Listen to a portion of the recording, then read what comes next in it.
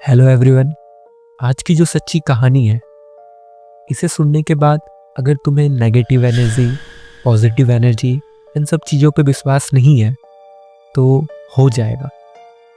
मैं समझ सकता हूँ, जो न्यू जनरेशन्स है, हम जैसे लोगों को इन सब चीज़ों पर जल्दी विश्वास नहीं होता है। हम तो अक्सर यही सोचते हैं इन सब के पीछे कोई ना कोई साइंस जरूर होगा, लेकिन कभी कभी कुछ ऐसी घटनाएं घट जाती है जिसे शायद साइंस भी एक्सप्लेन ना कर सके।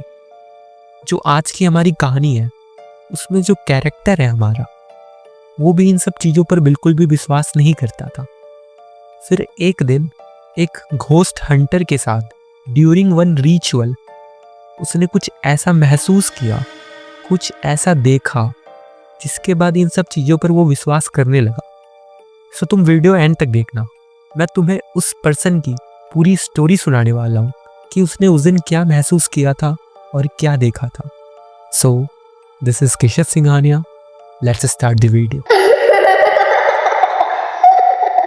सो गाइस, ये जो कहानी है ये सचिन तिवारी की है, एंड ये मैं कहानी अब तुम्हें बिल्कुल वैसे ही सुनाने वाला हूँ जैसे सचिन ने मुझे सुनाई थी।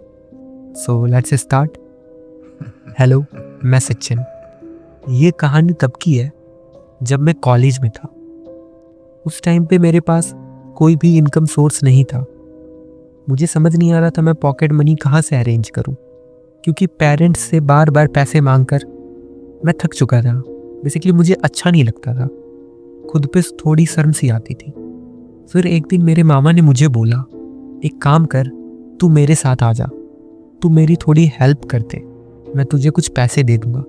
मेरे मामा एक तांत्रिक थे। बेसिकली उन्होंने मुझे बोला, जब भी मैं कोई केस के लिए जाऊं तो वहां पर थोड़ी मेरी मदद कर दे, उसके बदले में मैं तुम्हें थोड़े पैसे दे दूंगा। ये सुनने के बाद मैं तुरंत तैयार हो गया, क्योंकि यहाँ पर मुझे सिर्फ पैसे ही नहीं मिलते बल्कि काफ़ी नई चीज़ों के बारे में जानने को भी मिलता। पर कई दिनों से मेरे मामा का मुझे कोई भी कॉल नहीं आया था। मुझे कब से जाना था मुझे कुछ भी नहीं पता था। फिर एक दिन अचानक से मेरे मामा ने मुझे कॉल करा। वैसे तो मेरे मामा की आवाज़ काफ़ी शांत होती है, पर उस दिन कुछ अलग थी, थोड़ी हैवी, जैसे कुछ सीरियस मैटर हो। और हाँ, ये मेरा पहला सीरियस केस था उनके साथ, इसलिए मैं काफ़ी क्यूरियस भी था और थोड़ा नर्वस भी। सच बोलूँ तो उस वक्त मैं सिर्फ पैसे के लिए सोच रहा था। दिमाग में ये था कि काम हो जाए, थोड़ा एक्सपीरियंस मिलेगा और थोड़े पैसे मिल जाएंगे। लेकिन मुझे ये नहीं पता था ये जो एक्सपीरियंस है मुझे पूरी ज़िंदगी याद रहने वाला है। मैं अपने मामा के घर पहुंचता हूँ। मामा के घर पहुंचकर मैंने देखा मामा कुछ पैक कर रहे थे, शायद वो पूजा की सामग्री थी। मैंने मामा की हेल्प करी और फिर हम क्लाइंट के घर निकल गए। रास्ते में मामा ने बताया, ये जो क्लाइंट है इसके घर में कुछ दिनों से अजीब अजीब घटनाएं हो रही हैं। पिछले 2 महीनों में 2 फैमिली मेम्बर्स की मौत हो चुकी है और घर के बच्चे से लेकर बूढ़े सभी बीमार हो रहे हैं। डॉक्टर भी कुछ सही से बता नहीं पा रहे हैं। ये लोग मानते हैं किसी ने कोई ब्लैक मैजिक कर दिया है। तो उसी के सिलसिले में हमें जाना है। हम क्लाइंट के घर पहुंच चुके थे। पता नहीं क्यों, लेकिन उन्होंने घर की लेडीज़ और बच्चों को उधर आने से बिल्कुल मना किया था। मामा के साथ घर के 2 सदस्य और मैं था। मामा ने अपने कपड़े बदले और पूजा की तैयारी करी। अब मैं इसे पूजा बोलूं या रिचुअल, मुझे नहीं पता। मामा ने पूजा शुरू की। काले कपड़े पहने, धूप जलाई, मंत्र पढ़ना शुरू किया। उनकी आवाज़ धीमी थी पर बहुत फिर्म थी। बीच बीच में वो ज़मीन को देखते थे, फिर आसमान की तरफ। मुझे बस उनके साथ रहना था।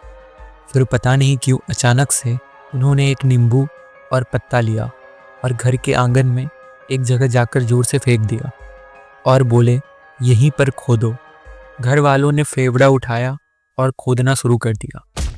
1 फुट, फिर 1.5 फुट, फिर लगभग 2 फुट पर मामा ने हाथ उठाया और बोला, बस अब रुक जाओ। उन्होंने खुद नीचे झुककर मिट्टी का एक मुट्ठी भरा और उसे एक केले के पत्ते पर डाल दिया। जैसे ही मिट्टी फैली, सबकी सांस अटक गई। उस मिट्टी में बाल थे, छोटी हड्डियां थी, सोना था, पीतल का टुकड़ा था। वो सब एक साथ देखकर मेरे पैर थोड़े कमज़ोर हो गए थे। ये नॉर्मल चीज़ नहीं थी। मामा ने शांत आवाज़ में कहा, ये काला जादू का एक एक्सपेरिमेंट होता है जिसमें घर के बुजुर्ग और बच्चे 6 महीने के अंदर मरने लगते हैं। और सबसे डरावनी बात, ये चीज़ कभी कभी अपनी जगह खुद बदल लेती है। उन्होंने मुझे देखा और बोला, इसे जला दो। सच बताओ ना, तो ये एक ऐसा पल था जहाँ पर मैं सबसे ज़्यादा डरा था। लेकिन हिम्मत करके मैंने वो केले का पत्ता उठाया। हाथ थोड़े काँप रहे थे पर दिखाना नहीं चाहता था। मैंने पेट्रोल डाला और आग लगा दी। जैसे ही आग भड़की, हवा अचानक ठंडी हो गई। फ्लेम्स अजीब तरीके से टेढ़े मेढ़े हो रहे थे, जैसे कोई रोक रहा हो। उसी वक्त मामा, जो मुझसे 10-15 फीट दूर थे, अचानक पीछे मुड़ गए।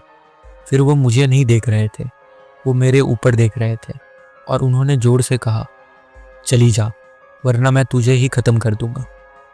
उस पल वहाँ सिर्फ मैं, मामा और घर के 2 सदस्य थे। लेडीज़ और बच्चे अंदर थे। मुझे समझ ही नहीं आया वो किससे बात कर रहे हैं। मैं धीरे से अपना सर ऊपर उठाया और जो मैंने देखा उसने मेरी सांस रोक दी। पेड़ के ऊपर एक औरत जैसी शक्ल थी, पर वो नॉर्मल नहीं थी। स्ट्रॉन्ग बॉडी, बहुत लंबे बाल, और वो पेड़ पर इस तरह चढ़ रही थी जैसे कोई रेप्टाइल चढ़ता है। ना हाथ सीधे थे, ना पैर सीधे, बस चिपकती जा रही थी। उस पल मुझे लगा कि मेरे दिल की धड़कन रुक जाएगी। मैं बोल भी नहीं पा रहा था, पैर जैसे जमीन से चिपक गए थे। मामा ने तुरंत मुझे आवाज़ दी, इधर आ। उन्होंने एक अंडा लिया। फिर उन्होंने उस अंडे को मेरे सर के चारों तरफ घुमाया, जैसे कुछ खींच रहे हो, और फिर मेरे सामने जोर से जमीन पर फोड़ दिया। अंडा फूटते ही उसमें से खून निकला। मैं सुन्न हो गया था। अंडे में खून, ये पॉसिबल ही नहीं लगता। मामा ने मुझे धक्का सा देते हुए कहा, यहाँ से तुरंत निकल जा। और मैं बिना पीछे देखे भाग गया। लगभग भागते भागते गिरते गिरते बचा। ऐसा लग रहा था जैसे कोई मेरे पीछे है, जैसे कोई मुझे छूने ही वाला है। उस रात के बाद से मेरी सोच बदल गई। मैं जो चीज़ें पहले मजाक समझता था, उनसे डरने लगा था, और जो भगवान को बस नाम का मानता था, उन्हें सच में मानने लगा था। क्योंकि जब अंधेरा असली होता है ना, तब रोशनी भी असली ही होती है। और कुछ चीज़ें होती है जो हर किसी को नहीं दिखती, पर जब दिखती है तो पूरी ज़िंदगी का विश्वास बदल देती है।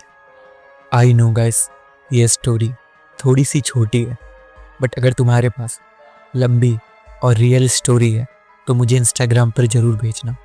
मैं उसे वेरीफाई करूँगा और उस पर वीडियो बनाऊँगा। एंड तुम्हें ऐसे वीडियोस देखना पसंद हो तो चैनल को सब्सक्राइब करके वीडियो को लाइक कर देना। Bye guys.